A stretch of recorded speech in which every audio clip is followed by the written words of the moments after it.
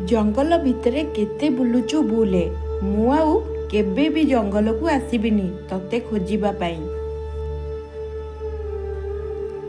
माँ मो परे रागी गले कहीं 15 दिन है मु घर को जाइनी। माँ को टोपाटे क्षीर मध्य देनी, सेथिपाई माँ मते देखी रागी चली गले। मु कौन करी? संध्या बेलू मु घर को जीवी। आसी 15 दिन हेलाणी, बौला गाई घर को आसुनी। ठीक अच्छी, तू न आसे।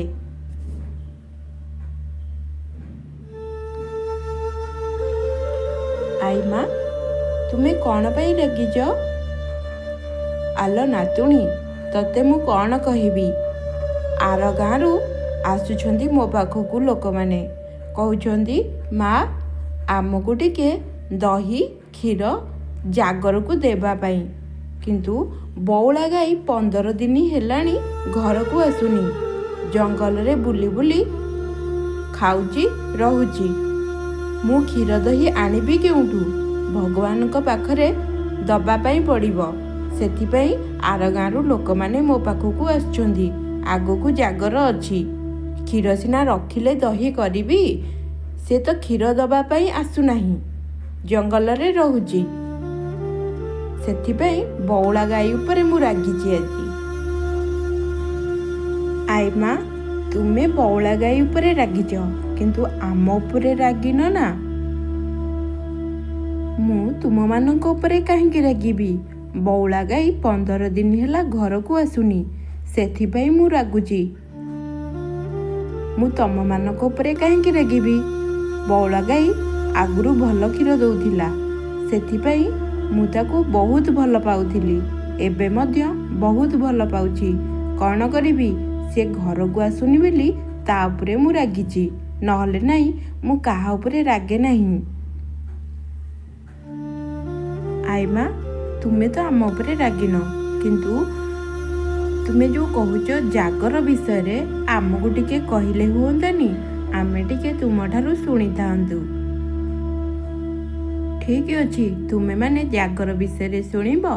तुमे माने एइठारे चुपचाप होई बस, मु तुमको जागर विषय रे किछि कहिबी। ओडिसा रे जागर पर्व किपरि पालन करा जाए, मु तुमको आज बुझेई करी कहिबी। ओडिशा भारतर एक पुरातन सांस्कृतिक राज्य। एठारे पालित होइतिबा पर्वपर्वाणी मान धर्म, आस्था, लोक परंपरा और सामाजिक एकता जीवंत प्रतीक। सेमानक मध्यरु जागर पर्व एक विशिष्ट स्थान रहिछि। जागर पर्व मुख्यतः भगवान शिवଙ୍କ पूजा सह जड़ित और फाल्गुन मास कृष्ण पक्ष चतुर्दशी तिथि रे अर्थात महाशिवरात्रि दिन पालन करा जाए। ओडिशा रे गाँ सहर सबुठी एही पर्व धार्मिक भाव रे उत्सव पालन करा जाए।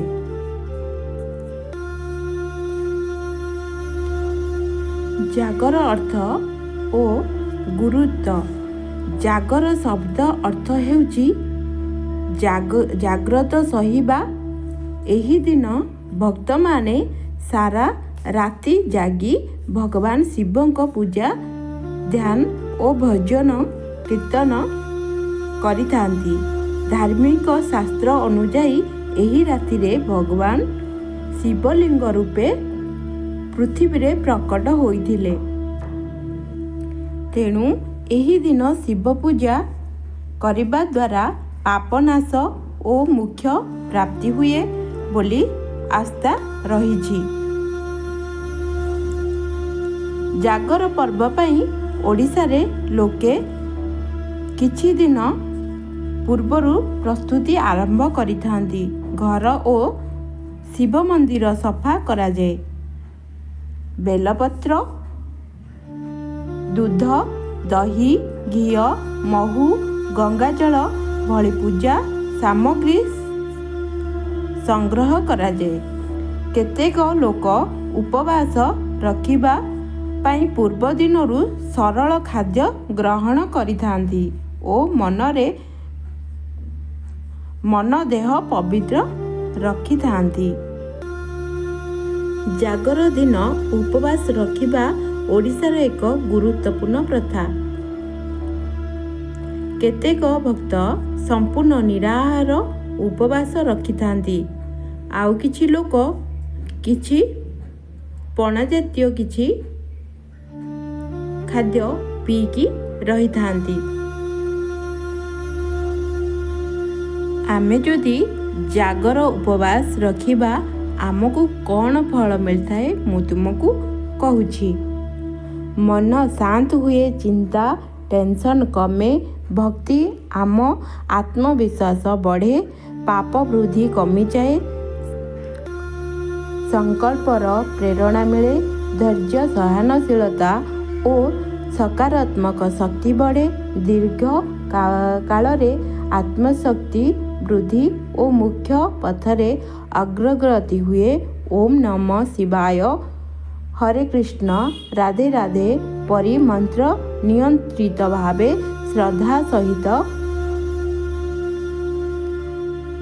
ଶ୍ରଦ୍ଧାର ସହିତ କହିଲେ ଆମମାନଙ୍କୁ ଆମର ମନ ଶାନ୍ତ ଏବଂ ଭଗବାନଙ୍କୁ ବହୁତ ଖୁସି ଆନନ୍ଦ ଆଣିଥାଏ। ଏହିଭଳି ଭାବରେ ଆମେ ଜାଗର ବ୍ରତ ପାଳନ କଲେ ଭଗବାନ ଆମ ଉପରେ ବହୁତ ଖୁସି ହୋଇଥାନ୍ତି ଏବଂ ଭଲ ଫଳ ମିଳିଥାଏ।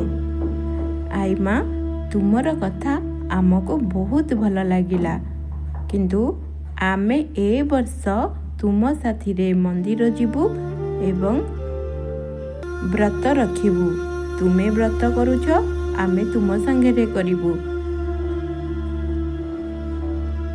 ଆରେ ପିଲାମାନେ, ତୁମେ ସେଥିପାଇଁ ଟେନସନ୍ ବିଲକୁଲ ନିଅନି।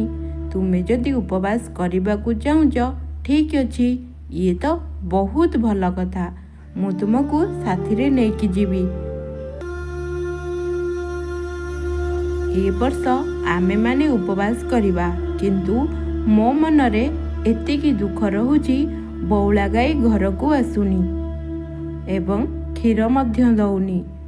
ମୁଁ ଦହି କରିଥାନ୍ତି, ଦହିରୁ ଛେନା କରିଥାନ୍ତି, କ୍ଷୀର ମଧ୍ୟ ସେଥିରୁ ରଖିଥାନ୍ତି।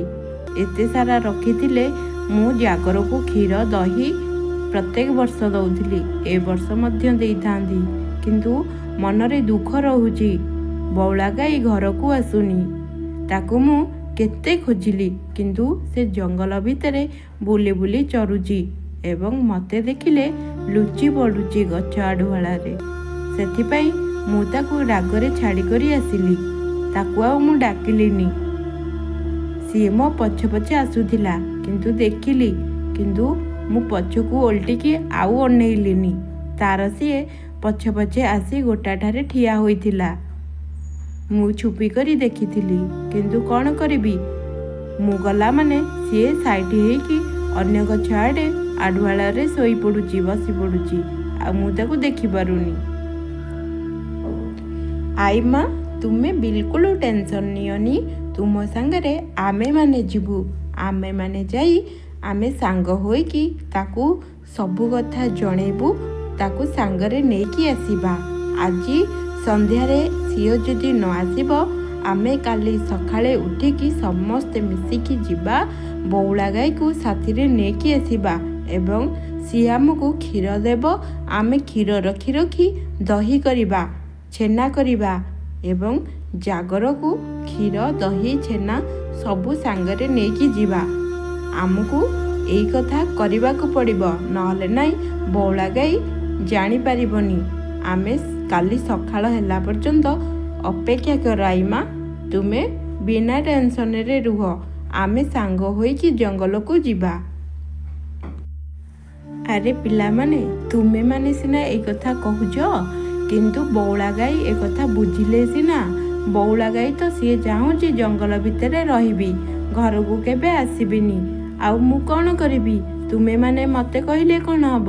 ଏଇ କଥା ବଉଳା ଗାଈକି ଯଦି କହିବ, ବଉଳା ଗାଈ ଶୁଣିକି ଯଦି ଆସିବ ଆସିବ, ନହେଲେ ନାହିଁ। ସିଏ ମୋ କଥା ଆଉ ଶୁଣୁନି।